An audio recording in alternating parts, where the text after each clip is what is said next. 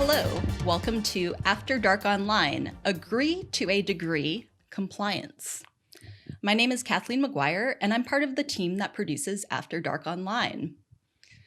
I'd like to begin by acknowledging that while this program was recorded remotely, the home of After Dark, the Exploratorium, is located on the traditional lands of the Ramaytush Ohlone people, and we pay our respects to elders both past and present.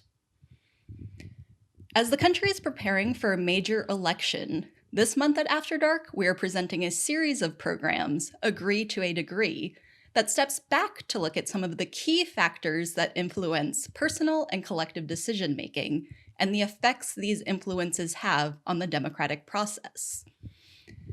Our previous week's programs, Uncovering Uncertainty and Voting Unraveled, can still be found on our website, YouTube channels, and Facebook page.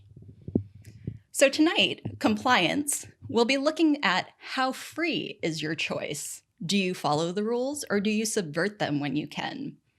You'll learn about how peer groups, authority figures, and forms of persuasion can determine whether you'll follow the flock or buck the trend.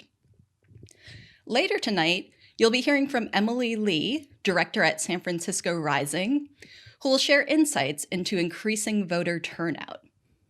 We'll start things off with a conversation called Why Do You Do with Heike Winterheld. In this conversation, we'll be considering how our choices can be influenced by peers and authority.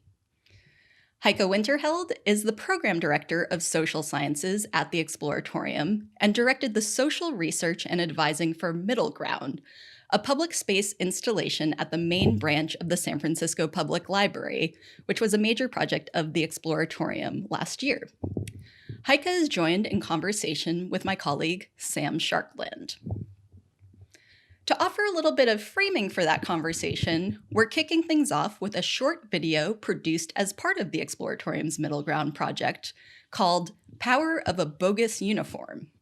In this short piece, you'll see just how influential a small nod to authority, like a uniform, can be in prompting compliance. Please enjoy Power of a Bogus Uniform, and then Why Do You Do with Heike Winterheld.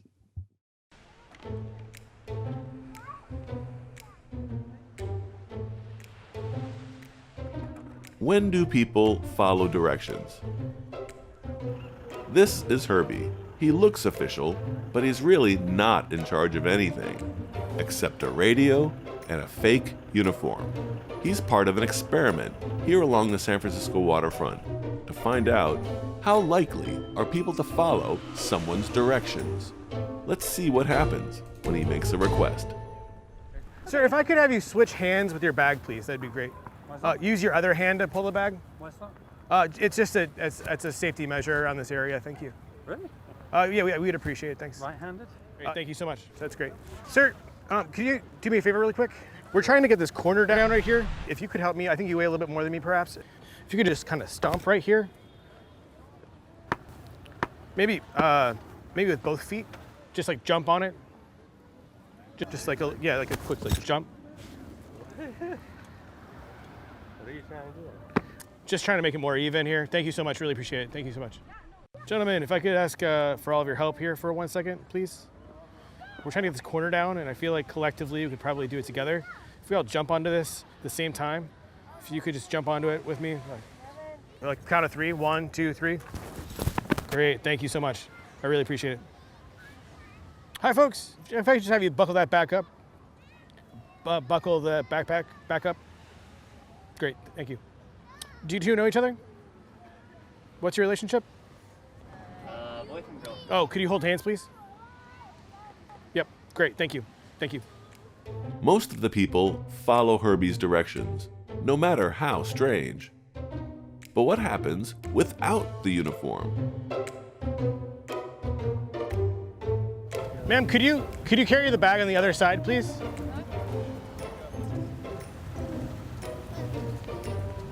Can you folks slow down, please? Slow down. Folks, if I could ask a favor real quick. We're just trying to get this corner down. If you guys could just come over here and jump on this corner with me. Okay. Excuse me, ladies. Could you do me a favor? We're trying to get the corner of this down. Asking people just to jump on it a little bit. No? Okay. Poor Herbie, he's lost his authority. Not like when he looked important. Yep. Then, Great. 9 out of 10 people went along with his requests. All right, let everybody back off their bikes. You put this foot in front. Yep. Yep, great, thanks. Okay, 1, 2, 3, great. And then everyone go ahead and take 3 steps back. 1, 2, 3 steps back. Okay, go ahead, you're good. Thank you so much. It makes you think, when do you follow the rules? And when do you not? How do you respond to a uniform?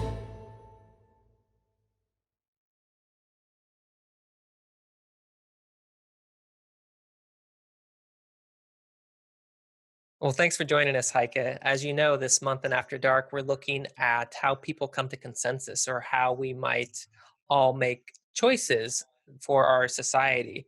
In some ways, this is reflected in the democratic political process when people vote, which is a very reductionist way of exercising choice. But you're a social psychologist and you know that people's choices are influenced in many different ways. And we just watched a video that's pretty humorous, seeing how folks acted or reacted in certain circumstances. And we want to get back later in this conversation as to why people may have reacted that way. But can you tell us first what it is about our social nature that might lead to some of the ways that we behave or act? Yeah, so being social really helped us survive in a nutshell. That's the super short answer. Um, from an evolutionary perspective, we are built for group living. Living in a group and working in a group has many benefits for survival. You know, when humans existed in groups, they had an easier time hunting and gathering, building shelter, alerting each other to danger, being there for each other when people get injured or fall ill. So all these advantages that come with group living that actually promote survival require us to think and behave socially. So with the benefits of group living also come a lot of demands on us to develop strategies that allow us to navigate social life.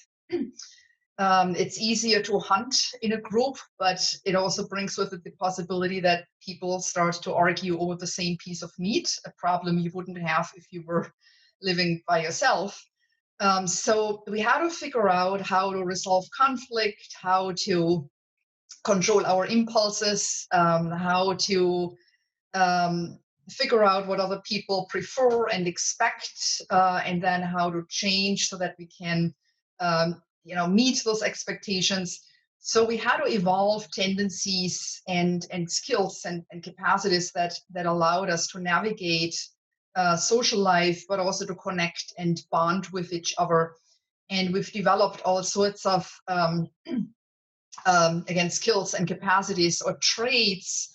Some of those superpowers would include just understanding that other people have inner states, and then also inferring what those states are, inferring accurately what those states are. Our capacity for language, our capacity for affection, also imagining how other people think of us, right? Imagining what other people, how other people perceive us. That's also something we had to figure out to coordinate social life successfully. So So a lot of what would the consequences be evolutionarily if we didn't know how to sympathize or cooperate with groups? um, Well, we wouldn't drastically. We would just aggress against each other probably a lot because we, would have not figured out how to adjust to each other, how to successfully coordinate social interaction, this give and take that's necessary to achieve agreement on certain things. Without that, obviously we without these tendencies that allow us to do that, we may have not survived. There may have been, real survival consequences to this, actually. Does that answer the question at all? Or Yeah. And the video that we watched at the beginning was part of a public installation that the Exploratorium did that exists in physical form in front of the main library in San Francisco, but there's also an online component that people can explore at exploratorium.edu. And Middle Ground is intended as a place where people can observe other human behavior, see how they influence each other, and see how they think about each other. Can you talk about the premise of Middle Ground and kind of what you hope people take away from that experience? yeah, we hoped to foster public understanding of how science can help us make sense of why we do what we do, especially that which we are often not aware of, or those tendencies that often occur automatically, like stereotyping or judgments that we make about each other so quickly, or also influence strategies, influence that other people exert on us. A lot of that social influence occurs, without our awareness. It can be very subtle sometimes. Other people don't even have to actually be present. It can also be just the imagined or the implied presence of others that affects us. And we often comply or conform to other people, again, without thinking too much about it. It's a very automatic tendency because conforming to other or looking to others as a source of information is again one of these evolved tendencies that facilitated group living. If you are in a situation that's ambiguous, you don't know what to do, you don't know how to interpret it, the best thing to do is to actually look first at what other people are doing, or to see whether other people interpret the situation in the same way as you do. So we wanted to get people to become aware of some of those tendencies that they might recognize in themselves, but not necessarily question. So we wanted to also get people to reflect on their own compliance tendencies or their own use of compliance strategies and so on. So, witnessing how other humans behave in a group or as individuals can affect, even unknowingly, how we behave or act. Are there any experiments that you can speak to that kind of show where these tendencies might manifest? Yes, there are. There's a lot of research, actually, research that shows that we can be automatically influenced by just imagining significant others, for instance. But also the early research actually on social influence is extremely important. The work that has basically shown how easily we conform and when, or I should say why we also conform. One way of conforming is, or I should say one reason for why we conform is trying to figure out a situation, trying to get information about a situation. As another form is wanting to fit in, wanting to be socially accepted, wanting to be liked by a group. And the former type of influence, informational social influence, is one that early studies have demonstrated when, and I don't want to get into the details of that research, it showed basically that people conform to each other, even when it's the wrong group norm. People still start to converge on the norm. But what's interesting, I think, to mention is the follow-up research. So the research that wanted to show that there are limits to conformity. The follow-up research by Solomon Asch, especially in the mid-50s, who said, we know people conform, but surely it's, there's got to be a limit when a situation is not ambiguous, because the previous research has shown that it's ambiguous situations that generate conformity a lot.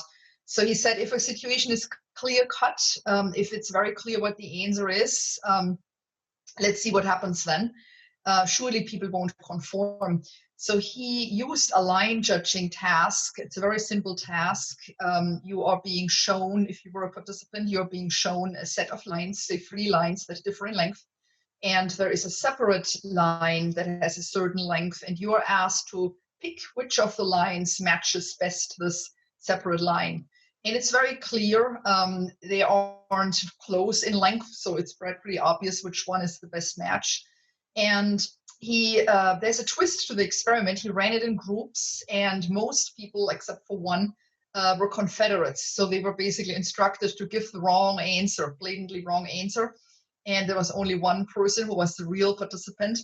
The poor person was, thoroughly confused because they thought it's very clear what the answer is.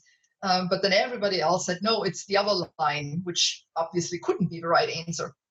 And it turned out that 75% of participants did actually conform to that group statement, at least some of the time. A few people or nobody actually conformed all of the time, but most people, at least some of the time. And it was quite shocking to see that, to see how people can actually go against what they believe to fit in with the group. And when people were asked anonymously, you wouldn't find the same results. They were actually saying what they really believe, which shows that in this case, it's not informational influence. People were not looking to others for what the right answer is. They knew what the right answer is, but in this case, they were actually giving the wrong answer because they wanted to fit in. They wanted to be accepted. And these participants, when they had to give a public answer, they conformed with the crowd. But when they gave their answer privately, they gave an answer that they actually believe more often to be correct. Yeah, exactly. Yeah. And this isn't your area of research, but I'm wondering if you think that a similar human tendency could exist between looking at election results, either the opinion polls beforehand that are public and known to be public versus how people actually vote in private, anonymous ways. Yeah, I don't know enough about the logistics there of, when you vote, obviously you have privacy, right? Other people don't see how you vote, but what people say they're going to do can definitely differ from what it is that they're ultimately going to do, depending on their environment. They may be ashamed to say that they are supporting a certain candidate because they know full well that there would be social sanctions. So they're not going to say it. They may even in polls say something different. They may say what's expected of them based on their environment, their own social environment, but then actually vote differently. And so that sounds like peer social influence. And looking at compliance, we can think about it as being told what to do in different ways. Can you differentiate compliance from conformity for us? Yes. When you think of different forms of social influence, social psychologists distinguish 3 broad categories: conformity and compliance, and then obedience. And if you think of them on a continuum of increasing social pressure, conformity is it does not actually involve any, or doesn't have to involve any overt social pressure at all, or no explicit social pressure. We conform automatically, and nobody tells us to do what we are doing. Compliance involves a direct request from someone else, and that can be really anybody. So the source, the request can come from anyone in your environment. It can be somebody that you know. It can be somebody that you don't know, like a salesperson. It can be a charity organization asking you to donate. It can be even a sign asking you to do something, sending you a message trying to get you to comply. So it doesn't even have to involve a person necessarily, but there is a request. And then obedience involves usually a directive from an authority figure. Sorry. And this brings me to 2 of my favorite exhibit components in middle ground. One, the video that we watched, but there's also online you can find an exhibit called "Do Not Push This Button," which is just a sign that's asking for compliance. But what do we see when people interact with this exhibit? Yeah, so the video, I talk about the don't push the button first. So the don't push the button is interesting because it tells you to not push the button, but then you see a counter that basically shows you how many people pushed that button in the past. And obviously, a lot of people did push that button. They did not follow the instructions. This is really trying to get people to think about what rules and whose rules they are following in their lives. So it's an exhibit that's trying to get people to reflect on their own behavior. But it also reminds of research on descriptive norms, where you can sometimes find interesting effects. Usually when you tell descriptive norms are basically descriptions of what other people are doing. So if I tell you the norm is, this many people are conserving energy after 6 p.m., this would be a descriptive norm I'm sharing with you. And usually when we learn about what other people are doing, it's very motivating for us because we want to conform. We want to do what these people are doing, especially if it's a good thing. And sometimes descriptive norms are being used to advance social goods, right? We try to tell people what others are doing to trying to get them to do good things like conserving energy, or consuming less damaging food products or fewer alcoholic beverages, what have you. And one of the problems is, though, it depends on what people are already doing. Because if you are a person who is way below the threshold, for example, you might, it gives you leeway to some extent to do the opposite of what you're being asked to do. So this don't push this button reminds me a bit of that, where if you say you are a person who's usually conforming to the rules and you do what a sign tells you to do, and then you see how many people actually push that button, you might actually encourage you to do the opposite of what you'd normally do. So much like social influence, when social influence and conformity, when we see other people acting a way, we might be tendency to act like those other people. But even with this study that you're talking about, even if we intellectualize a rule, we don't have to see people doing something else. But even if we just think that other people are doing things, that might affect how we behave. Yes, yeah, we don't have to actually witness it. And it's important to keep that in mind when we try to get people to do things, and to think about how people might think about the messages. There's research, for instance, on what sorts of messages are promoting voter behavior, or getting people to vote. And it turns out that a lot of messages try to convey that few people actually are voting. They try to get you to vote, saying it's a shame that so few people are actually voting. And it turns out that this is not the best strategy, because people can actually conform to that not voting because you're sending the message that most people don't vote. So if you are already thinking of not voting, then that's what you might conform to.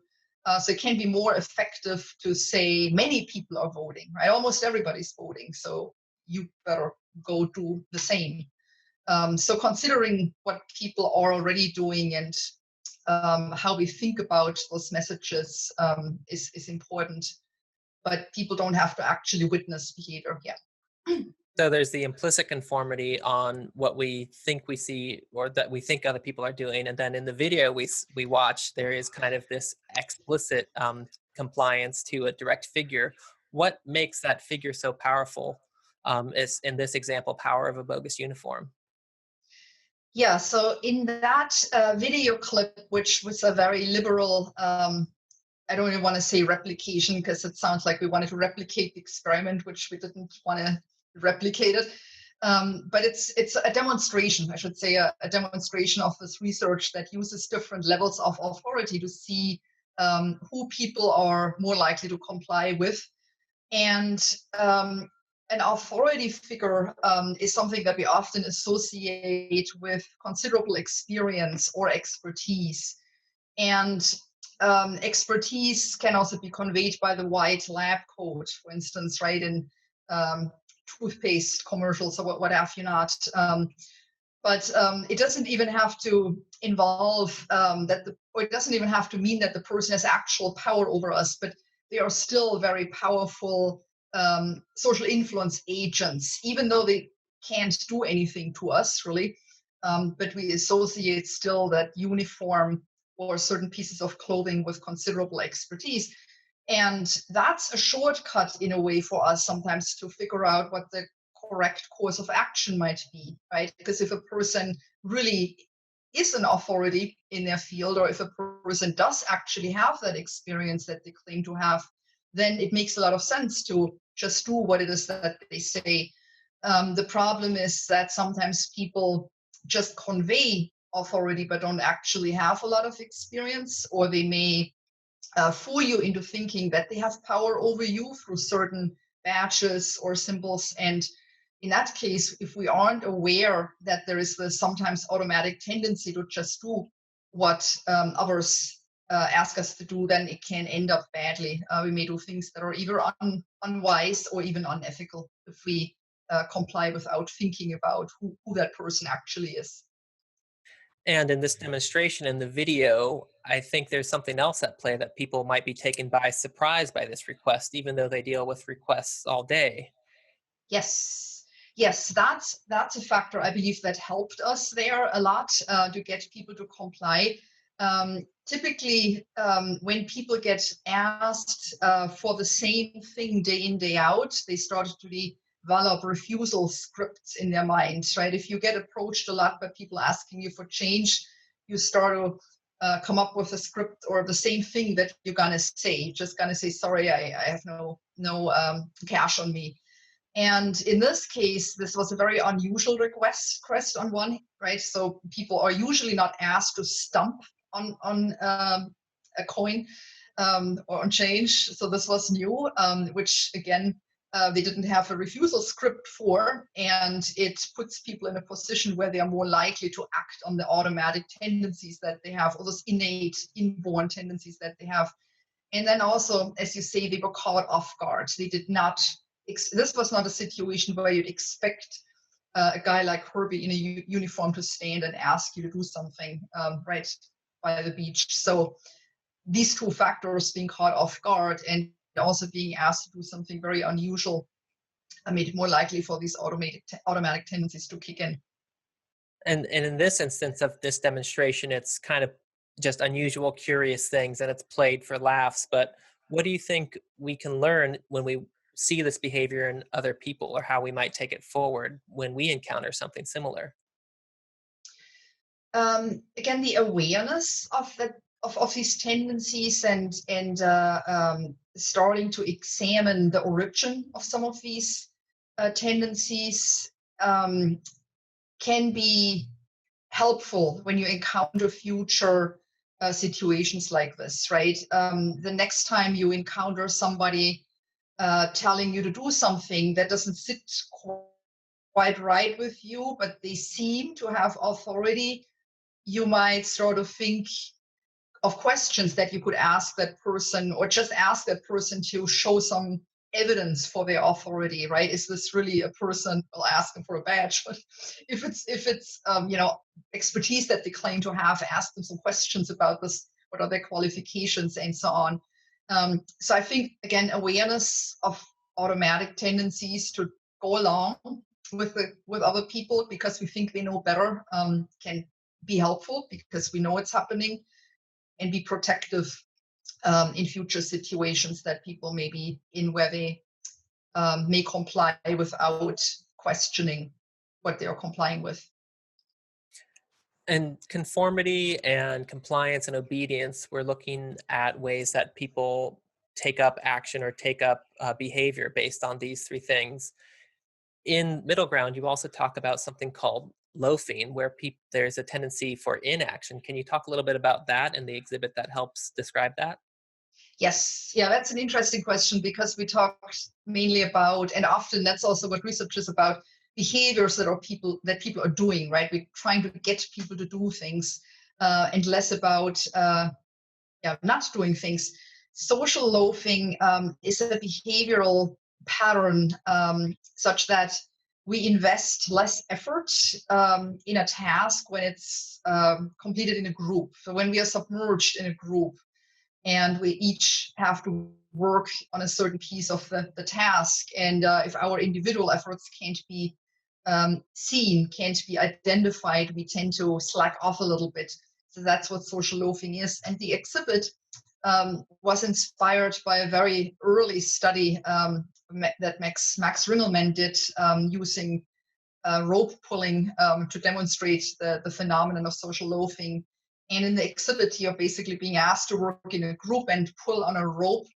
But we have a weight that you can see on a screen that shows how much weight everybody, the group as a whole, basically pulls. And then there's a second round asking you to pull again, but it tells you that this time each person's individual effort is going to be identified, is going to be made public. And then people can compare the weight basically that they pulled the second time against the weight that they pulled the first time, and see whether or not someone in the group socially loafed. And social loafing it's interesting. It's reminiscent of freeloading, right? Playing the system, trying to just gain from other people. Social loafing is a bit different because people in lab studies often report that they aren't even aware that they did it. They said, "Oh, I had no idea." So it seems to be, again, one of these automatic tendencies that's triggered when other people are around us, and it's also adaptive. If everybody works, the more people work on a task, what's the saying? Many hands. Gosh, it's a saying. I can't remember it right Make now. light work. There we go. That's it. That's it. So it does make sense.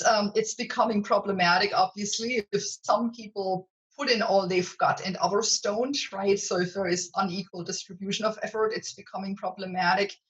And you can disrupt it by making individual efforts identifiable, but also by letting people know that their individual effort actually affects the group performance. And that is something people don't necessarily think about consciously. And But once you is it fair to look at social loafing, compare it to why people may vote or not vote, that if they assume that other people are doing the work, that they might need to do less? Yes, I think it's fair.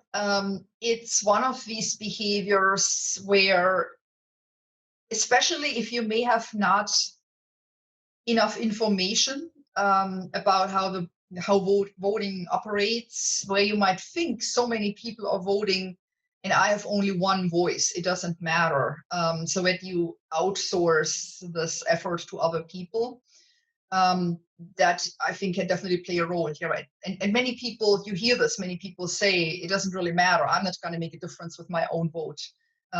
Problem is if everybody thinks that, then yeah. So. And this next question might be a little bit more philosophical, but I'm wondering if there's a way that we can tell the difference or ask ourselves when following the rules or complying or obeying is for the benefit of us and society, or for when it's not, because it sounds like there can be strategies to encourage compliance to either end. Yes, and people certainly use them to either end, right? And sometimes it is difficult to know if you are the target, if you're being asked to comply with something. Sometimes it's clear, but sometimes it's not. And history is full of examples where people thought they're going to comply with something that's actually of benefit to society, and then later it turned out there was a hidden agenda to all of this and bad things happened. And again, especially in efforts that are large and they go on over time, it's sometimes difficult to know. strategies, and there isn't really a test, right? It's not easy sometimes to figure this out, and also people's agendas sometimes change and develop. But some of the things that people can do is one, engage critical thinking skills, just asking questions about who they are complying with, who benefits from my compliance. Asking about the rationale for the compliance. Is it evidence-based, for example, or is somebody just talking a big game, saying this is what should be done without any evidence? And also, the more we feel we are doing the right thing, right? The more convinced we are that we are doing the right thing, the more important it actually is to look also at people who are not complying, because another human tendency, confirmation bias, plays a role there, or can play a role there as well, right? Once we are convinced that we are doing the right thing and we start trying to convince other people to also join us in that effort, we start to look for evidence that supports what we believe and what we are doing. And we become less and less likely to look at evidence that could actually contradict what that is that we are doing. So it's important to also look at people who are resisting and asking why are they resisting. Is their argument evidence-based? Is their rationale evidence-based? Or are they just making stuff up? Is there something to it? And to engage one's own moral compass as well, because we, again, look for other people also to see what they think is the right thing to do. If we don't know, we might look to other people for guidance there. And sometimes people around us think there is the right course of action, or it's the moral thing to do, but we have a nagging feeling of doubt. And emotions can, of course, interfere with critical thinking. So we have to be careful, but on the other hand, they also convey important information. So if we feel something is wrong, it's important to look into it. Well, that's good advice. Even though there seem to be invisible forces that influence how we might behave, we always have the opportunity to engage critical thinking. Yes, yeah, asking questions. And also asking questions we may not necessarily think of to disrupt the confirmation bias, right? In going out and engaging with the opposition or with people who think differently can be very helpful, even though it's painful sometimes. Well, thank you for sharing your research and some of the work you did with the middle ground. Appreciate your time tonight, Heike. Thank you so much, Sam. It was All right. a lot of fun. See you later. Up next, Vote Yes with Emily Lee and Charlotte Hill. Emily Lee is the director at San Francisco Rising, an alliance of grassroots organizations led by people of color and a political home for San Franciscans who care about justice and sustainability. They build power through deepening multiracial solidarity, educating and mobilizing voters, working closely with policymakers, organizing and developing leaders of color. Emily is a recognized leader in electoral organizing with particular expertise in multiracial alliance building, community labor partnerships, volunteer engagement, multilingual field operations, and ethnic media. Emily previously spent 10 years doing youth organizing and ultimately serving as the political director at the Chinese Progressive Association, who are a founding member of SF Rising. She's joined in conversation by Charlotte Hill, a PhD candidate at the Goldman School of Public Policy at UC Berkeley. Charlotte's research explores how structural reforms might improve American democracy. She sits on the national boards of Fair Vote, a leading election reform organization, and Represent Us, a nationwide bipartisan anti-corruption campaign. Both of these groups aim to help Americans' policy process better serve the interests of all Americans and not just of those who are already wealthy and powerful. She also recently served on the San Francisco Elections Commission, which oversees local elections. In this conversation, they'll be examining how not all people who can vote do. So what are the barriers to ensure that as many people vote as possible, And what are the strategies that can encourage people to vote? In this conversation, they'll share their insights into increasing voter turnout. Take it away, Emily and Charlotte. Thank you, Emily and Charlotte, for joining us this evening. As you know, this program, we're trying to unpack and look at some of the democratic processes, and voting is foundational to that. And both of you have experience in increasing voter turnout.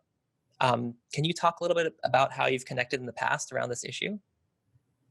Yeah, so thanks for having us with you today, Sam. I first met Charlotte when she was a San Francisco elections commissioner last year, and we started talking because Charlotte was doing some research and as a commissioner was looking into how to improve voting rates and voter participation among certain populations in San Francisco, and particularly amongst low-income communities and communities of color in San Francisco, which really aligns with the work that I do at San Francisco Rising, because our mission is specifically to increase voter participation, voter turnout, and civic engagement of low-income communities in the Black, Latinx, Chinese, and Filipino communities in San Francisco. So it was really great for us to meet each other and start talking about this issue, which is near and dear, I think, to both of our hearts, around how do we really make elections and voting participatory and accessible to people. There's a lot of systemic barriers, and we can kind of see that even just looking at some of the statistics in San Francisco around voter turnout. So, you know, we can see that, especially in like years where there's not huge, presidential elections, or there's not a lot of things that are drawing people to the ballot or to the polling place. For example, in 2019, there was not a lot of huge, big races in that general election. And so in November 2019, the turnout was really low. It was 42% of all eligible voters actually voted in San Francisco. However, if you look at 2018, you can see that that really increases a lot. When that was the midterm elections and everyone was kind of very engaged, there was a lot of national conversation about what was happening that election. And so in that year, the turnout for San Francisco was 74%. So I think, and obviously this year, 2020, we have a huge election with so many things on the ballot from the national to the local level that we expect the turnout to be even higher than 2018. And so I think it really fluctuates, but I think what's consistent is that in general, low-income communities and communities of color are always voting at lower rates than their higher income counterparts or white voters. And so I think there's something to be looked at around how do we really ensure democratic participation across the board for everyone. And we want to look at some of these systemic barriers that are in place that actually prevent people from being able to easily access voting or to understand and know how to vote. So that's kind of where me and Charlotte really touched base and talked more about, looking at it from our perspective, which is locally on the ground in San Francisco. And then Charlotte's doing all this research across the board. That's kind of a more big picture. So I'll let Charlotte talk more about that. Yeah, I think that's right. And a lot of my research has focused on the barriers that different groups in the broader voting eligible population face when it comes to participating on election day. And one of the big categories of barriers that I've uncovered time and again, and many, many other scholars have as well, is what we call information barriers, and people not having the information that they need in order to be able to easily participate, and disparities in information across groups, right? As a lot of my research has focused on young people and why young people don't vote. And there's a popular idea out there that young people just don't really care, that they're not interested in politics. But when you look at survey data, trying to measure how much people care about elections, how important they think they are, you consistently see that the vast majority of young people in America do think that politics is important. They think elections are important. They think that their vote matters. They intend to vote at similar rates to older people. And then when election day comes around, time and again, we see that young people vote at pretty low rates. And there are similar trends when it comes to people of color versus white people, or lower income folks versus higher income folks. And so then when you ask, well, if it's not an interest issue, what is it? You start seeing that young people disproportionately report not knowing how to register to vote, not knowing where to go to register, not knowing their state's policy on something like vote by mail, which we know this year is especially important. Really on any question you ask that has to do with the information that you need to participate, young people have less of it. And they're also less likely to know where to turn to get that information. I think a lot of folks would say, well, you just Google it, but you have to know the words to Google. And every step along the way is an additional little barrier, little cognitive burden that someone takes on to participate. So Emily and I, our conversations have largely focused on, Emily's team is already providing a lot of this information to San Francisco voters. So then how do we measure the impact of giving that information to voters overall and then to certain groups, versus others? So it sounds like our current system, as you mentioned, has its own systemic and institutional barriers. There are some countries that have compulsory voting, which kind of try to enforce voter turnout. And it sounds like, based on the statistics we see, we only get a fraction of voters out. What would that look like to implement compulsory voting? Would that be a solution, do you think? I can speak to this first. So there are other countries that have compulsory voting. Australia comes to mind, and they see quite high turnout as a result, near universal turnout. And typically what happens is someone who doesn't vote is they get some sort of fine or penalty for not participating, similar to not paying your taxes. And I think that the goal of universal turnout is great. Right? When certain groups don't participate at as high of rates as other groups, our democracy is distorted. The people who get elected don't represent the public. The policies they decide to put on the agenda and the way that they decide to vote gets distorted. So yes, we want full turnout. But what the compulsory voting idea, I think, fails to recognize is that, as we were just saying, differences in turnout right now don't just reflect some groups of people not caring about politics, and so you've got to tell them they have to do it in order to vote. They reflect systematic barriers that are imposed more on some groups than on others. So we know, for instance, that if you are a person of color in America, you face dramatically longer wait times when you go to your polling place in order to vote. We know that you, on average, have fewer polling places available to you when you go to vote. We can look at mail voting, and we know that you're more likely to move more often, so not have stability in your address. So you're going to have to re-register to vote more often. It's going to be harder for you to get a mail ballot delivered to you. We could talk about barriers till the end of the day. And so until you address those barriers, compulsory voting is just going to amplify them, because now you're saying not only do you face these barriers and make it hard to vote, but we're going to make you turn out, and if you don't, we're going to levy a fine on you. So there's a big equity concern there. So what I recommend is taking a step back, understanding what are the big issues that are preventing people from turning out. They have to do a lot with broader structural issues, like people not having as much money, not living in neighborhoods that give them as much opportunity and access to participate. And how do we address some of these things through our policy, rather than just kind of putting the burden on voters to show up no matter how costly it is for them?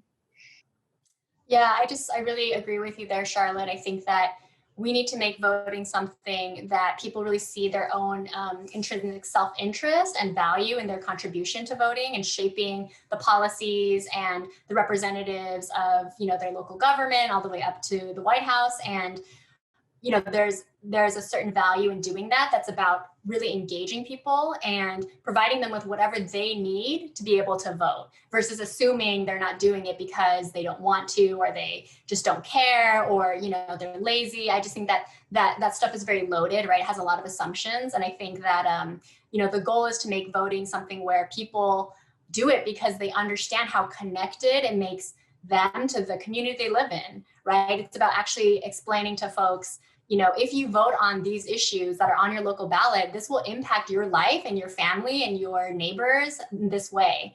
And then, what we found is when we do that kind of outreach and education in the community, people are very clear. They're very clear about why they should vote. But the reality is, too often, we don't have the adequate amount of resources, or there's not enough outreach done to those communities that are low frequency voters to really explain to them, here's what's at stake in this election. Here's how you can actually help shape what's happening in your neighborhood, in your community. And once people hear about it and they get access to the, making it easy for them to do it, where it's like, yeah, all you have to do is, here's how you register to be a vote by mail. And you don't want to have to walk down to your polling place or to City Hall to vote. We can easily help you do that. Or we can do it in your language, right? Like San Francisco is a very diverse community. And, we have some of the best probably language access laws in San Francisco. And yet, still, when our teams and our staff go out to door knock people or phone bank them, we often hear from voters who are non-English speakers, where English is not their first language. They often say to us, oh, you're the first person who's actually reached out to me about this election. I didn't even know there was an election coming up this year. So we got that message from so many voters in 2019. And that general election that was very low turnout, was I think something like 47%. And so many voters who spoke Spanish said to us, you're the very first person who's ever knocked on my door, who ever talked to me and told me there was an election. And so now that I know about it, yes, I want to vote. But actually, there just isn't that level of outreach to those communities in their language, also by trusted messengers. And so I think that's the kind of role that we see as really valuable in our organization, is providing that type of resource access, and so that we actually support people and in doing something that's not that easy, right? For some folks, it might be very easy, but for others, it's like, okay, if I don't speak the language, who do I call? How do I navigate it? How do I find out if I'm registered, where my polling place is, right? Like, and everyone gets a lot of junk mail. So even though there's notices that get sent out, often people don't notice, and they're like, oh, okay, I'm just gonna throw this with the rest of the junk mail. And so I do think it's one of those things that there's a lot that can be done to really make voting easier and more accessible before we jump to the assumption that like compulsory voting is going to be the solution, when we have so much work to do ahead of us, actually.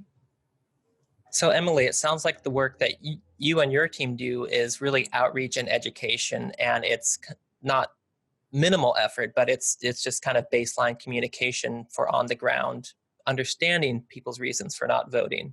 Zooming back out to kind of policy and structure, Charlotte, can you talk about, even if everyone were well informed, what exists now that is preventing people, and what has your research revealed about ways that might change? Yeah, so I've approached this problem from two different directions in my research. One is to survey people and ask them about different stages in the voting process. And as I said, what sort of information do they have, but also what other resources do they or do they not have in order to participate, right? So do you have a personal transportation? That's really important if most people are still turning out to vote at a polling place, right? Or do you know where your closest mail drop box is? Not everyone knows that. Do you have the stamps that you need to mail in your application to register to vote, or to mail back your completed mail ballot? So I ask those types of questions to try to get a sense for what the barriers are. But then I also do research just looking at states that have passed reforms that are aimed at making voting easier. And I say, when these reforms get passed, what happens with turnout, right? Like, let's kind of set all the theory aside and just say what happens empirically. And what I and my co-authors, I work with some folks with Jake Grumbach at the University of Washington, and Adam Bonica and Hakeem Jefferson at Stanford. And in one study with Jake Grumbach, I found that when same-day registration laws are passed in states, these are laws that let people go to their polling place and register at the same time that they vote. So basically taking a two-step process and turning it into a one-step process. When states pass same-day registration laws, turnout goes up across the board, but it disproportionately goes up for young people, who, as we know, are also disproportionately people of color in this country. And so we saw somewhere between a 5 and a 10 percentage point increase in turnout for everyone, and the largest gains for the youngest Americans. And when we look at universal mail voting, MAIL. We had universal mail voting, MALE, for a long time in this country. When we look at all mail voting, and specifically look at Colorado, which has an excellent model for how it conducts its elections, we see that as a result of implementing this mail voting system, turnout once again goes up for everybody, but it disproportionately goes up for young people, for people of color, especially Black people. They see the largest gains from the system. It goes up for the lowest education folks. So the largest gains for people with less than a high school education, slightly less large for people with only a high school education, slightly less large for people with some college, just go up the education ladder. And the largest gains for people with the least household wealth. So people with $5,000 or $10,000 in household wealth, seeing the largest gains there in terms of turnout.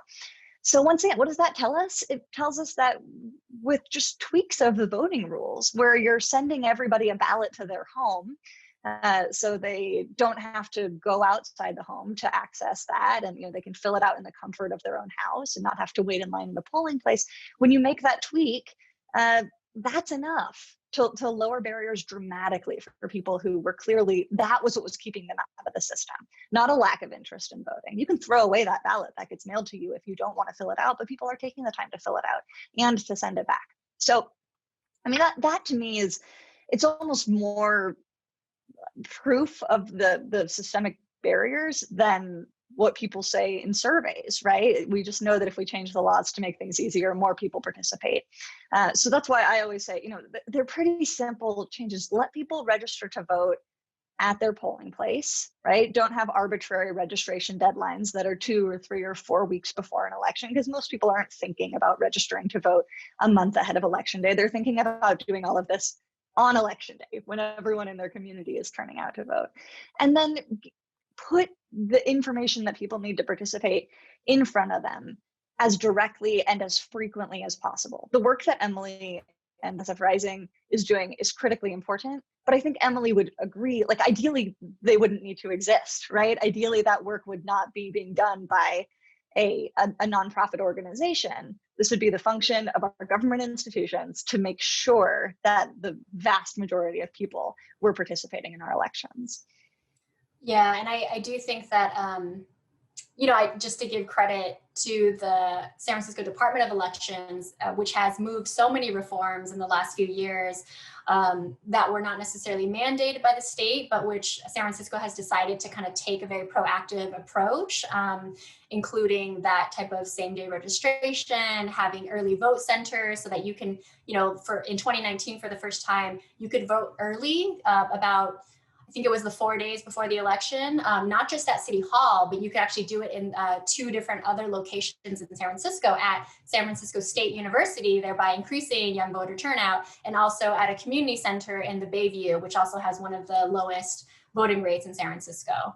So I do think that there is a lot that the city has done, which really should be applauded and should kind of be seen as a model for other cities. And I do think obviously, like everywhere, we have ways to grow and improve as well. And a lot of that does depend on resources.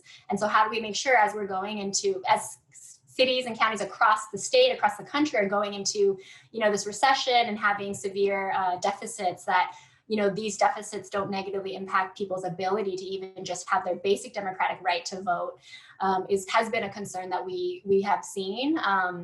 And I think the other thing to note is that for young voters, we've also done some registration of young voters on these college campuses, but also in high schools, because in San Francisco, you can actually pre-register voters so that when they're 16 and 17, and they're going to turn 18 soon, they can actually fill out a registration form, so that when they actually turn 18, the department already has their voter registration card, and they can basically implement it and process it on their 18th birthday. So then that's a time of life when young people are maybe not right now, but previously we're in a lot of transition, possibly moving out of their parents' house, moving to a different state or different, city, maybe going to school. And so they're in a transition time in their life where actually getting that pre-registration is super critical, because then they, in the middle of this kind of big changes, they can actually be like, oh, I did that 2 years ago, actually, so I'm good. I'm registered to vote at my permanent address, which might be my, parents' address.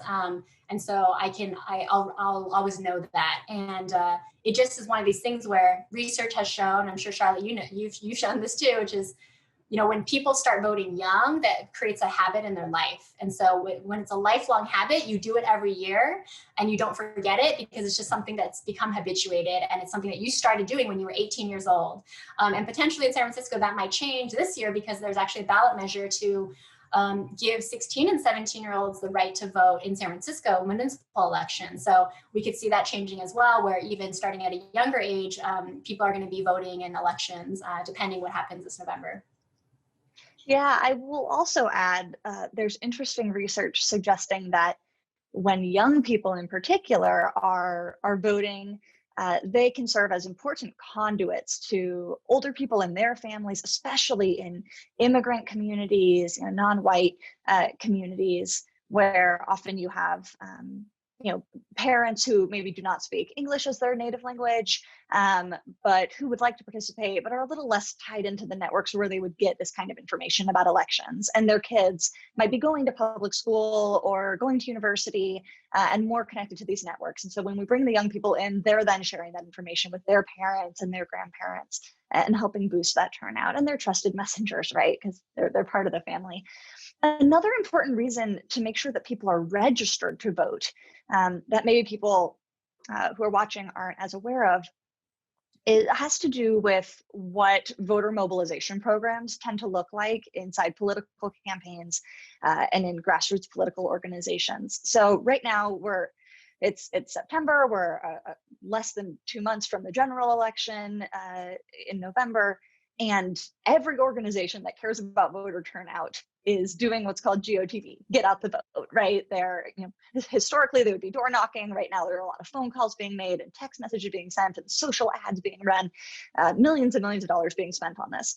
And almost everyone is starting from the same universe of people, which is folks who are registered to vote. Because people know that it is historically pretty expensive to try to get someone from being a non-registrant to a registrant. But if someone's already registered, then you can just really do your best to get them to vote.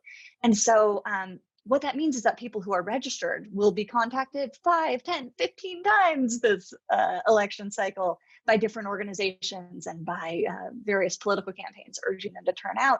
But if you never registered to vote, you might get contacted a couple times by folks who are trying to get you to register. Maybe if you live in a swing state and like every other bit of information about you suggests that you would support a particular candidate if you were to register, like they might invest that effort, but they're probably not going to.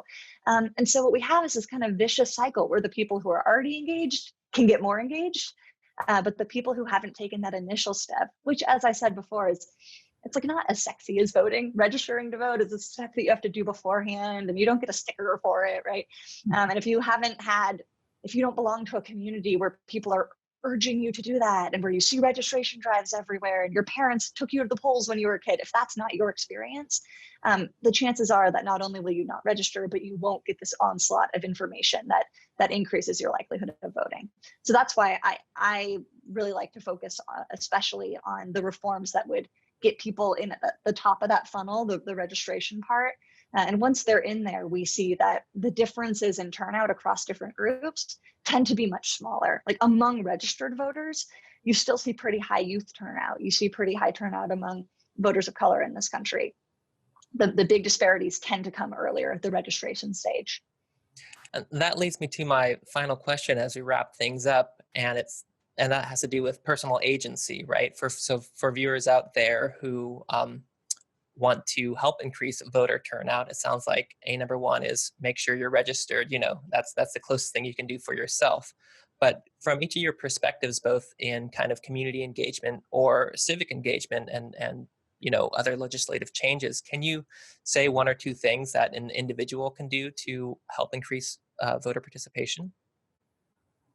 Yeah, I would say that from what we've seen doing, person-to-person outreach on the doors and on the phones, that oftentimes the process of voting can be very confusing. And if you've ever voted in San Francisco, you should know why, because the ballots are like, they literally take an hour, maybe an hour plus to get through, because there's so many local ballot measures, there's so many state ballot measures, and then you add on candidate races. And, San Francisco is a very political city in the sense that there's a lot of different policies that are getting passed every election cycle. And, the reality is it's overwhelming for a lot of people. And so we've definitely had people who are like, oh yeah, I got my ballot, but I don't know, it's going to take so long, or it's so complicated, and there's so many pieces of paper, and, and then you throw in ranked choice voting, which is supposed to give voters more choice. But I do have to share that in 2018, when we had a election for an interim mayor to fulfill Ed Lee's role when he passed away, that when we were doing outreach to people saying, oh, did you know, there's a mayoral election, it's an important election, you should really vote this June in 2018.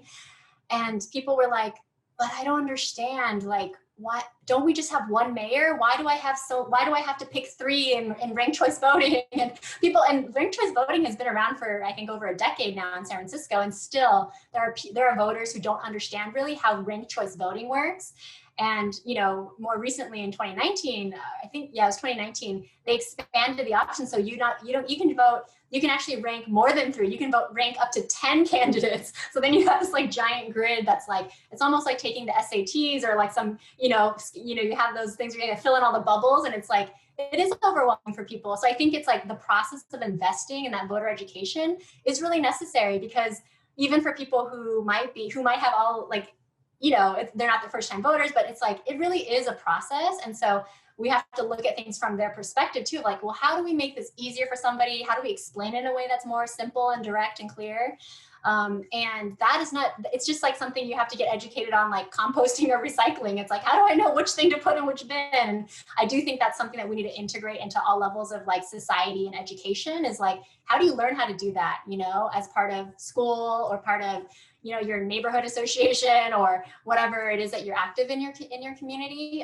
Because I just have to say, it is not easy especially for people who are then struggling because this might be their first time voting, or they might be immigrants, and, like navigating a new way of voting might be different. So I do think there's a lot of these kind of barriers that are, it's personal, quote unquote, but it's also like Charlotte's been mentioning, it's like, well, there's things we can do in the system to make it easier and more accessible for people. Because at the end of the day, people want to do something that's not super complicated, right? Like, you want voting to be like an experience that people actually want to do.